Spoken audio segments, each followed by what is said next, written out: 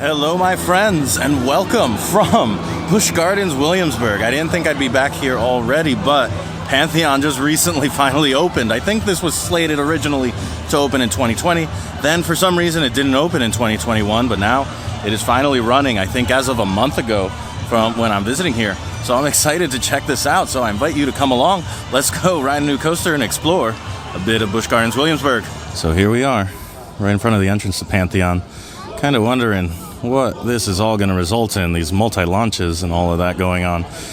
I assume that this ride doesn't have the best capacity, but I don't know. But I've been hearing really good things about it.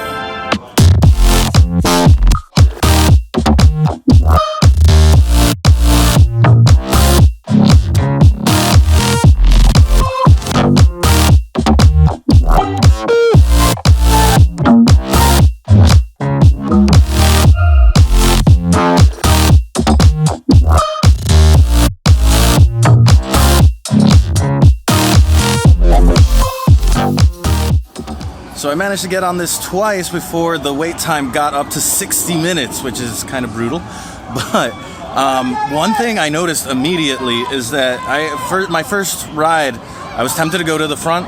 I went second to front. It was pretty good. I think it's still just warming up though.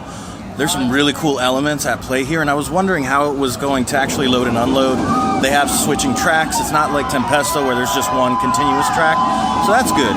But on the other hand, I noticed that the restraints are very, very unforgiving. The most unforgiving restraints I've seen for larger dudes and girls and everybody who, is just slightly above average size, not even like they have the test seat here on the front, but I don't know, like there was one train where I saw 4 people have to take that walk of shame, and I feel horrible when that happens. Man, it blew my mind that they would have restraints that were so unforgiving. But anyway, that being said, let's talk about the ride experience. You launch up, you do a quick inversion, one of my favorite type of inversions. I love whatever you want to call that. But then you start getting into the launch thing. You go a little bit up the first hill, then all the way back up to the spike.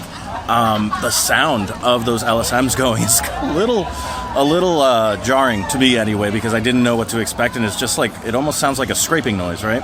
Then you finally go up, and there was not much airtime to be seen. I'm gonna go back later and go towards the back of the train and see, maybe last seat I'll get some air or at least some pull, but the forces that were at play here were generally very mild.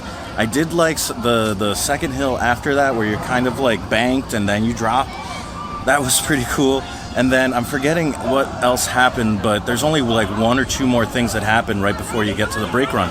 Overall, really fun experience. There's some elements here that remind me of like how Velocicoaster is, but just at a slower pace. I don't know what the top speed of this is, but it's definitely not as fast as Velocicoaster. So I'm wondering if that's why I'm not feeling the forces that were at play here. But at any rate, it was still a fun experience. I'm excited to go back on this, but I think we need to explore a little bit more of the park. So I had to look it up, and yeah, apparently the top speed is 73 miles per hour, which surprises me, because it didn't feel that way. It felt like it was going kind of slower, but I'm hoping and chalking that up to it's just warming up for the day, and we'll get back to it a little bit later and hopefully feel a difference. I see Apollo's Chariot over there kind of calling my name, but yeah, that queue it's gotten a little packed, a little busy now that I'm done over here with Pantheon. So I think we're gonna just explore. Made it into Germany here. I'm right in front of Verbolten. I don't see a posted wait time, but it looks like about a half-hour wait judging by the queue. I think I'm gonna just soak in some of these Germany vibes here though. Last time I was here, I was really only aiming to get on the roller coasters, so it's nice to see some of the flat rides and other things that they have here. Like this, their swings, the Wirbelwind. Across the way there is the Red Baron, of course.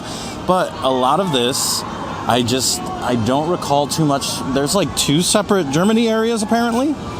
Yeah, I totally spaced. There's like an Oktoberfest area. That's where Fest House is, and that's where I ate the last time I came here. And then there's like just Germany over up ahead. I think there's like some sort of like cuckoo display happening where I saw that Oompa band, which was pretty cool. And as I'm walking around, it looks like they're gearing up for like a food and wine type of event, which I believe I'm just missing by like a week. Right, so there's Fest House, and that's where I got my meal last time, and where they had like a DJ and stuff set up. This looked a little bit more full of things. I forget what event was occurring around then. I know they had like a concert series going on or something like that. So here is where I guess at the top of the hour they have something going with that clock, but the song is actually the Three Caballeros.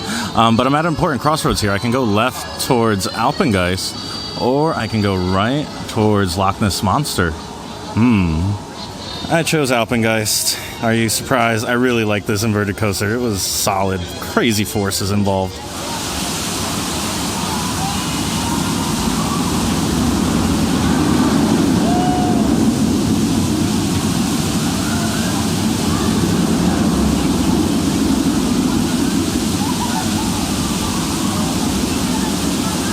So Alpengeist was a hoot as always, but wow, I don't think, I'm actually sitting down after that because,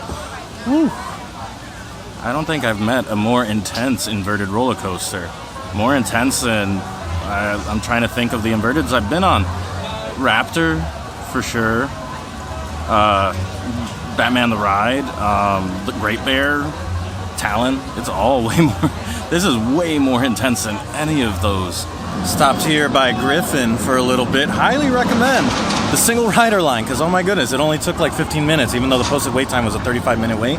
And there's a decent amount of time between trains. So, yeah, single rider was where it was at. I might even go on it again knowing what I know now because it isn't a packed day like peak summer day. But everybody who is here is going to like over to Pantheon, which unfortunately means we'll have to wait until a little bit later to get on that.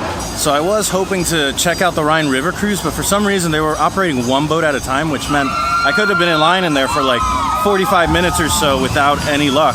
So I think you can guess what I'm opting to do instead, which was closed the last time I was here as well. That is Escape from Pompeii. Did I get that right? Yeah, I remembered something.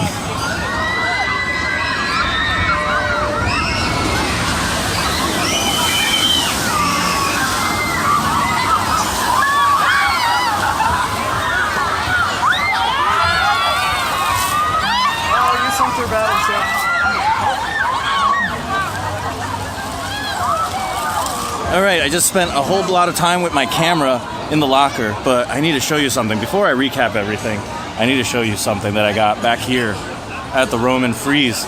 They're selling pineapple Dole Whip, or maybe it's not Dole Whip, just pineapple whip, but it's in a pineapple. Holy smokes, look at this amazing thing. It was only $12.99. I feel like that's a whole lot of pineapple and soft serve for very little, and they were serving them up because I had to wait like 5 or 10 extra minutes just for them to prep more of it because there was like a half a dozen of them that went out right before. But anyway, cheers to y'all. I will give you some updates in a second.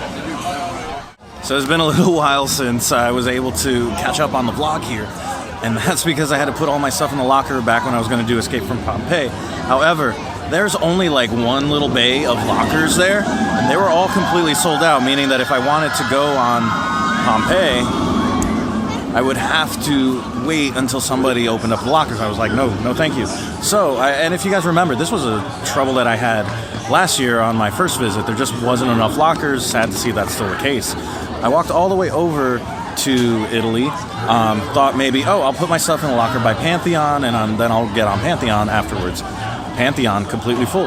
Apollo's Chariot, completely full. Tempesto, thankfully, not full. So I put everything in there.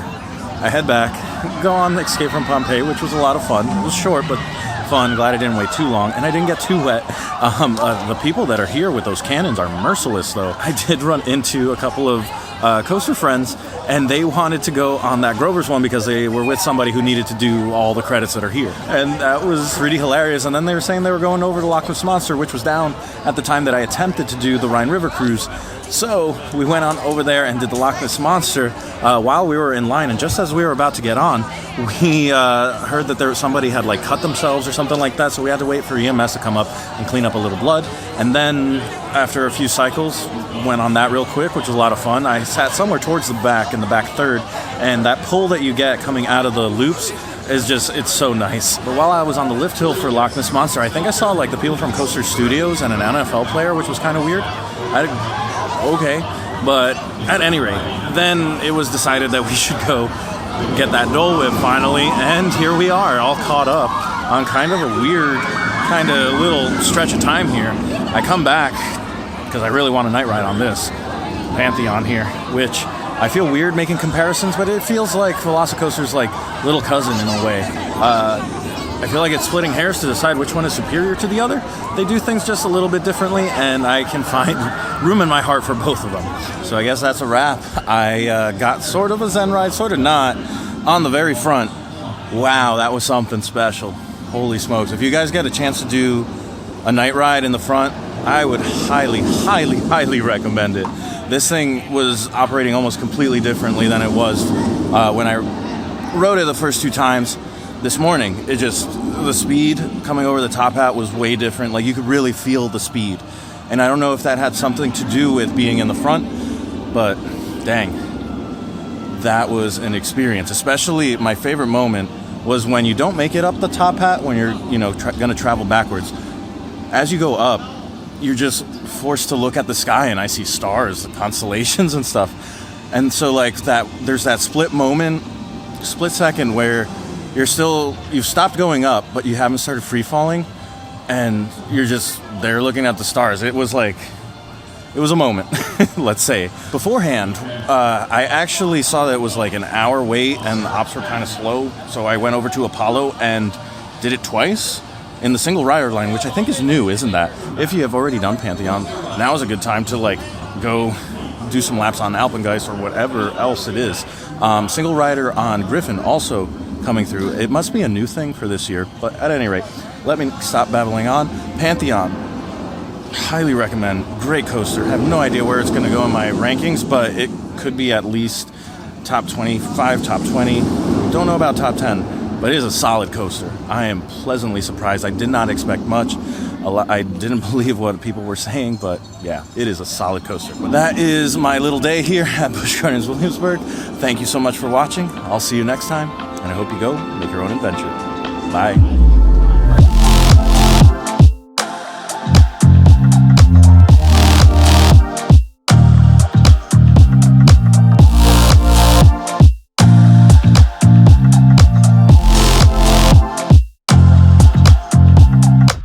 Bye.